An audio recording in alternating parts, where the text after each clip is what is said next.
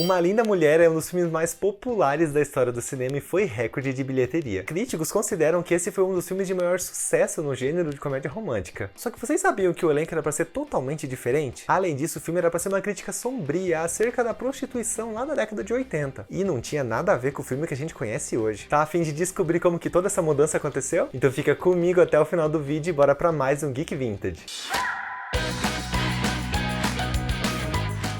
Fala geekos e geekas, aqui é o Lucas e hoje tem mais um episódio do Geek Vintage. Pra quem ainda não tá habituado, toda última quinta-feira do mês a gente vai trazer aí alguma obra que marcou época e também curiosidades sobre ela. A mais recente foi Dirty Dancing em Ritmo Quente e você vai ficar chocado com o tanto de perrengue que esse filme passou pra sair do papel. Inclusive dá uma olhadinha lá depois que você vai gostar. Só que o Geek Vintage de hoje vai migrar lá pra 1990 e é sobre esse marco do cinema, esse sucesso de bilheteria, esse estrondo que foi Uma Linda Mulher. Só que antes que vocês pensem, eu não tô afim de saber sobre filme de comédia romântica, eu deixo a seguinte pergunta. Vocês sabiam que a concepção original desse filme era pra ser uma crítica a respeito da prostituição na década de 80 lá em Los Angeles? A concepção original dos personagens também era completamente diferente do que a gente conhece. Sem falar no elenco, que não tinha nada a ver com o elenco que a gente conhece. Só que antes de chegar nesse ponto, a gente precisa lembrar sobre o que esse filme fala. Assim vocês conseguem entender as diferenças com mais clareza. E se você não assistiu o filme ainda ou não lembra da história, aqui é uma ótima oportunidade para você saber de tudo. Então já se inscreve no canal e ativa o sininho e bora relembrar. Uma Linda Mulher retrata a vida de Edward Lewis, interpretado pelo charmosão Richard Gere, que é um homem de negócios que basicamente compra empresas falidas e revende em peças menores, e que tá numa viagem empresarial lá em Los Angeles. Só que como ele é de Nova York, ele acaba se perdendo nas ruas daquela cidade depois de sair de uma festa. Enquanto o Edward tenta descobrir o seu caminho de volta pro hotel, ele acaba cruzando o caminho dele com o caminho da Vivian Ward, que é uma garota de programa lá das ruas de Hollywood e a quem ele pede algumas informações. Como ele tá bêbado da festa, ela faz a gentileza de ir com ele até o hotel onde ele tá hospedado. E aí nessa primeira conversa ele já percebe que a Vivian é bem diferente das outras mulheres que ele já conheceu. Inclusive ali ele já quebra alguns conceitos impostos pela sociedade acerca da profissão da garota de programa. E a Vivian realmente era uma mulher diferente. Interpretada pela inigualável Julia Roberts, a Vivian era uma mulher determinada e assertiva que escolhia os próprios clientes e não uma mulher que se deixava ser escolhida. E uma curiosidade legal sobre ela é que ela não beijava na boca dos clientes, é quase como uma maneira de evitar se envolver emocionalmente, sabe? Encantado com a beleza e com a gentileza da Vivian, o Edward decide contratá-la para acompanhá-lo por uma semana. E para isso ele oferece pagar a ela $3.000 e ela aceita. A intenção inicial era que ela acompanhasse ele em reuniões empresariais. Só que como ela não tinha roupas adequadas para essas ocasiões, ele se encarregou de mudar o guarda-roupa dela todinho. Com o tempo, o Edward começa a perceber que a Vivian é uma mulher amigável e com um coração muito bom. E em meio a altos e baixos e vários contratempos, aos poucos a amizade entre eles vai crescendo e se desenvolvendo para um lindo romance. E o legal é que uma das cenas finais do filme parafraseia algumas das cenas do King Kong, que é quando o Edward sobe as escadas do prédio onde a Vivian mora para poder resgatá-la e levá-la com ele. Só que o filme, apesar de romântico, ele traz alguns temas delicados, como a questão da desvalorização da mulher perante a sociedade e como as pessoas têm preconceito acerca das garotas de programa, afinal é uma profissão como qualquer outra. Além disso, o filme também mostra um lado da sociedade que acha que garotas de programa não têm sentimentos e que também não são dignas de empatia e de respeito. Esse filme é uma história delicada e muito complexa que fez um sucesso imenso no mundo inteiro. Só que a história não era pra ser bem assim. A começar pelo elenco. A gente tem que combinar que a química entre a Julia Roberts e o Richard Gere é indescritível em cena. Só que a verdade é que o diretor Gary Marshall, que era o responsável pela obra naquela época, tinha cogitado vários atores para o papel do Edward Lewis e o Richard Gere não estava nessa lista no começo. Tinha o Daniel Day-Lewis, Denzel Washington, Al Pacino, Sylvester Stallone, Christopher Reeve, sim, o cara que fez o Super-Homem, e alguns outros nomes. Para vocês terem uma ideia, o poderoso chefão Al Pacino chegou a treinar as falas com a Julia Roberts, só que ele precisou negar o papel logo em seguida, inclusive o papel quase foi dele, só que ele negou justamente porque ele estava com a agenda cheia naquela época. Tá, Lucas, mas onde que entra o Richard Gere nessa história? Ele era o menos cotado pro papel, justamente porque ele atuava de uma maneira alegre e hiperativa, características completamente opostas ao papel que ele ia fazer. Só que beleza, ele precisou se adequar para seguir em frente e ficou com o papel só para ele. Já a Julia Roberts, ela também não era a primeira opção, e nem a segunda, e nem a terceira. E, né?